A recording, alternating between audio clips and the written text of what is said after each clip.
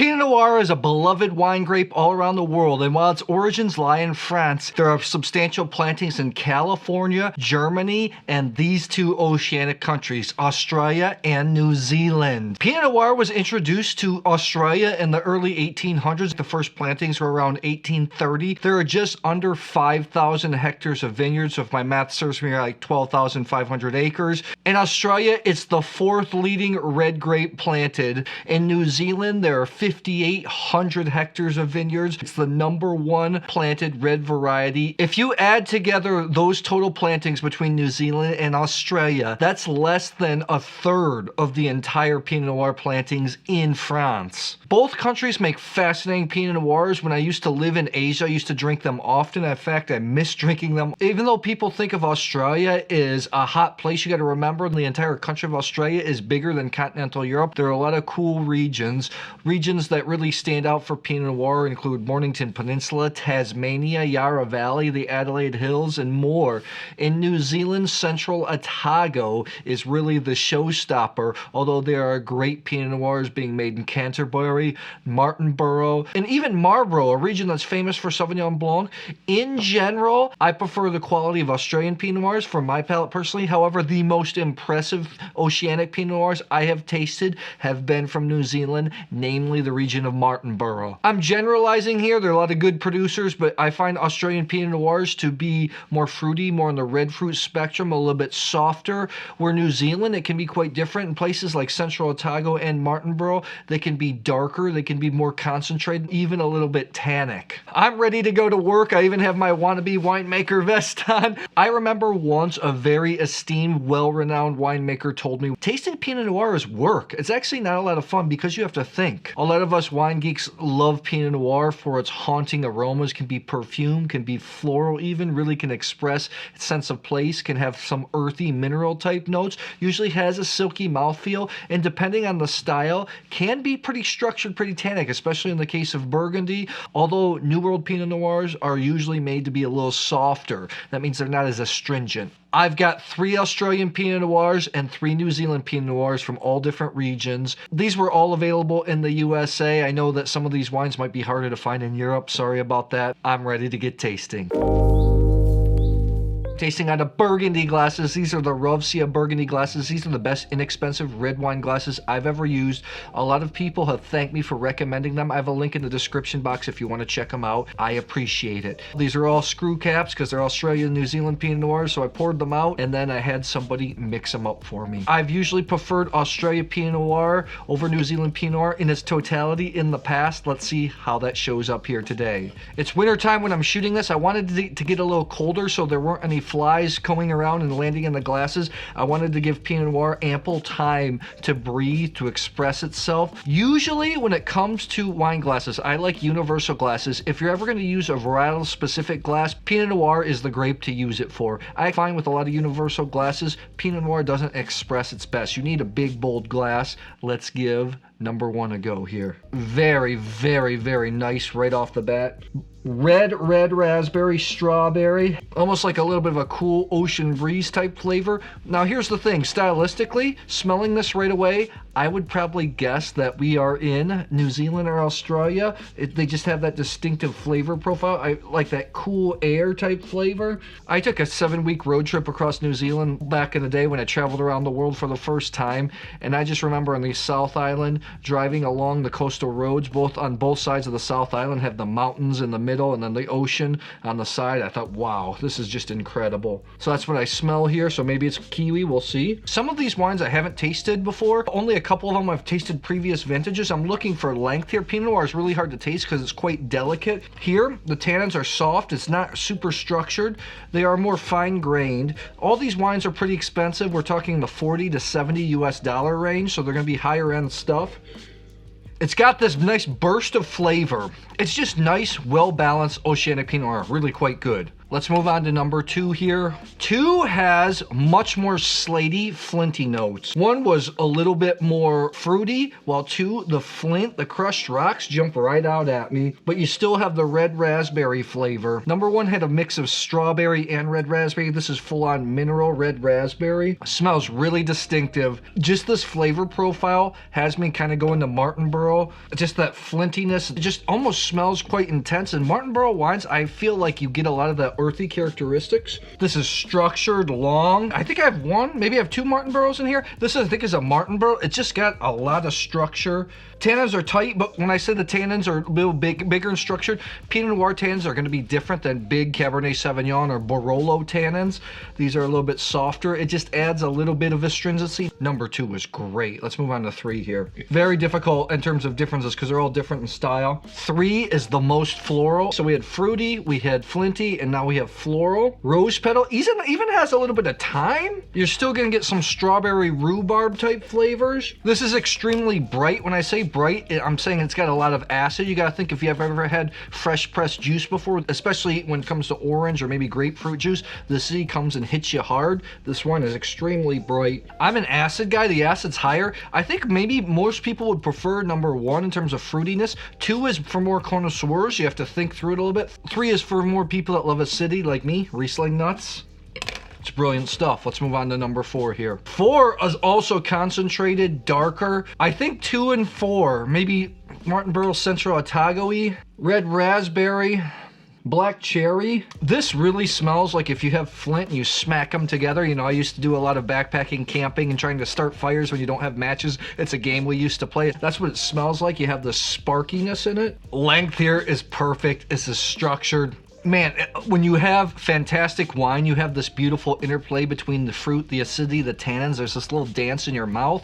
And then really good red wines, I want just a touch of astringency. That's what I'm getting here. In New Zealand, it's pretty southerly. You would think that the wines would be a little bit lighter. They are the most southerly vineyards in the world. However, there's a partial hole in the ozone layer there. So when you're there, the light is a little bit more intense. That's why I do think Pinot Noir develops more color. I know when I was with some famous winemakers in Santa Barbara County, where the Pinot Noirs tend to be a little bit darker, they were talking about just because there's a lot of sun, they tend to be more darker. Doesn't make the Pinot Noir better or worse. It's just what it is. 4 was absolutely killer. It'd be funny if a Central Otago wins, because I've always been poo-pooing on Central Otago. It gets so much hype, and that's what people know it for. I prefer Martinborough. 5 is such a great balance between the flintiness, the floralness, also a little bit of thyme flavors. What I like about these oceanic Pinot Noirs is a lot of times they're not trying to be Burgundy. I think Martinborough is the closest in these 2 countries that become Burgundy, but they are a distinctive style on their own.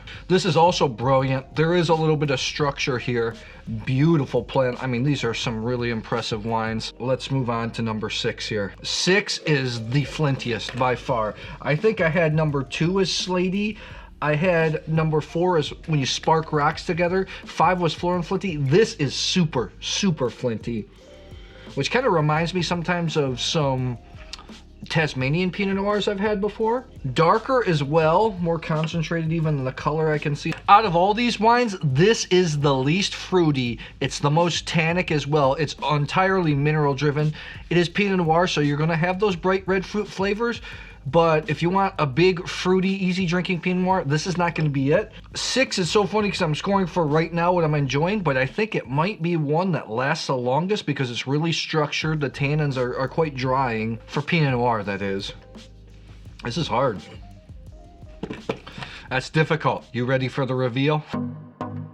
Tight scores here. Okay. I think if you're a Pinot head, you're not going to go wrong with any of these. I think number 1 is the most friendly out of all these. It's something that I would recommend to everybody. I think everybody's going to like it. It has enough fruit to interest people that aren't really hardcore in the wine, but has some of those nuances. Nice balance. I gave it 92 points. 92 points.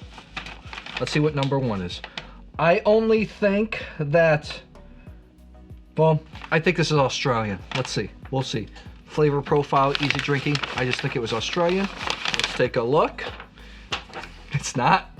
It is New Zealand. This is the Pyramid Valley Manata 2021, $50. Easy drinking Pyramid Valleys from Canterbury. The capital of that region in the South Island is Christchurch. It's amazing there because the mountains are so high they come close to the sea. This is one of the Pinot Noir producers I've always been impressed with. This is a brand new project. This is from their Central Otago vineyards.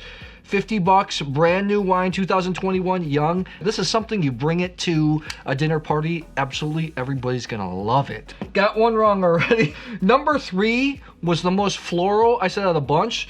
Strawberry rhubarb flavors. The acidity is what made it popping. I was, 1 and 3 were quite similar to me. I think more people are going to enjoy 1. 3 just has more acidity, and for people that love Riesling like me, that's what draws me to it. I think this is Australian, 92 plus points. 92 plus points. This is the Giant Steps Sexton Vineyard Pinot Noir from Yarra Valley, 2021. This has got a weird pricing system. I was looking up anywhere from $50 to $79. Giant Steps actually has won tons of awards. I think this wine was in some of the top 100 wines of the world list and different critic sites. This is a single vineyard. I used to buy their basic Pinot Noir a lot in Singapore. It's a super dependable wine. And I remember once in my WSET 3 course being tricked by one of their Chardonnays, which I thought was Burgundy. Very nice wine. Australian, I called it. So we got 1 Kiwi, 1 Aussie wine. Let's move on. 5 and 6 tied for 93 points. Number 5 was that perfect balance between flinty, floral, had some thyme, some garrigue notes, along with the red fruit flavors. I think it was impressive, had pretty good structure. I don't know whether this lies in. I didn't know if it was Australian or New Zealand. Let's take a look here. From Tasmania. Oh! I have to go back and see. I think that when I tasted this, I said some of this flintiness reminds me of wines I've tasted from Tasmania before. Wrong, wrong, wrong, wrong. Number 6 here, which kind of reminds me sometimes of some Tasmanian Pinot Noirs I've had before. You're wrong. Number 5, this is the Dalrymple Pipers River Tasmania Pinot Noir 2021. This comes in at $40. Tasmania, really hot area for Chardonnay Pinot Noir right now, especially for sparkling wines. An island south of the main island of Australia. I have not been there yet. I really want to make it there. In the past, I did a couple big Tasmanian Pinot Noir Chardonnay tastings, and I came away disappointed with quite a few producers. However, I've done a few videos in the recent months with Tasmanian Pinot Noirs, and they've both been impressive. $40, 93 points for a Pinot Noir. That's pretty good. I think Dalrymple is owned by the same family that owns Yalumba. Even though it's a bigger company, it's still family owned, so that's cool if that's important to you. Number 6, I think a lot of people would think this is the worst wine out of the bunch because it was more mineral driven. It was the least fruity out of the bunch. It was really structured. I gave it 93 points because I see this wine has a big time future. I don't know if it's Australian or New Zealand. I think it could be either way. 93 points. Mineral driven, buyer beware though. This is a wine that you probably want to store for a little while. Let's take a look.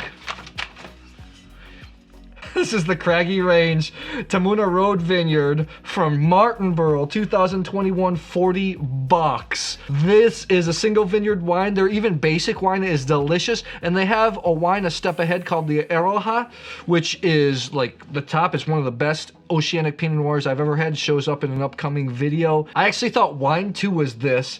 93 points.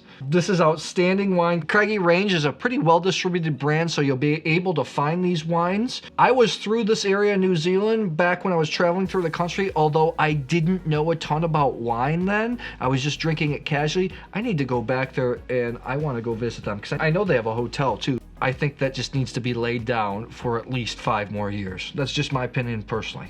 2 Aussie and 2 New Zealand. Is that right? Yeah. So the top 2, splitting hairs. 94 and 94 plus points. So we're going to start out with wine number 2. Slaty, structured, long, tannic. I actually thought that this was the Tamuna Road. I thought this was the Martinborough wine. I gave it 94 points. I thought it was outstanding. It's a wine that you're really going to enjoy now, but I think has the ability to age very nicely. Let's take a look. New Zealand, babe. This is the Smith & Sheth Pinot Noir Cru Kawarau from Central Otago as well, the Gibson Valley, $42. It's 2019, so it has a touch of age on it. It still tasted young. I don't know a ton about this producer, but the wine is good. That's all I have to say. Look at me poo-pooing on Central Otago and then came out with Central Otago. So we have number one, which I think is gonna be an Australian wine. It was darker, had that, you know, the fire rocks type flavor. I was talking about camping. The length is what really separated here. I thought it was Central Otago, Martinborough, but I think Australia, that's all we have left. The Sean Smith Pinot Noir from Adelaide Hills, 2021, $39.40. This is absolutely outstanding wine. I know that Michael Hill Smith is an MW. Adelaide Hills, right next to Adelaide, is a little bit higher. Vineyards are, I think they go to 300, 400 meters, so we're talking about 1,200, 1,500 feet. This is a brand that's also widely available. This is excellent. Aussie, Aussie, Aussie. I said overall I like Australian Pinot Noirs, although in the past I felt like the most impressive ones I tasted were New Zealand, but we have at the top 94 plus Australia, 94 New Zealand. I had a ton of fun doing this tasting. Let me know if you did too. Let me know if you like Australian or New Zealand Pinot Noirs. Any favorite producers? Drop it in the comments below.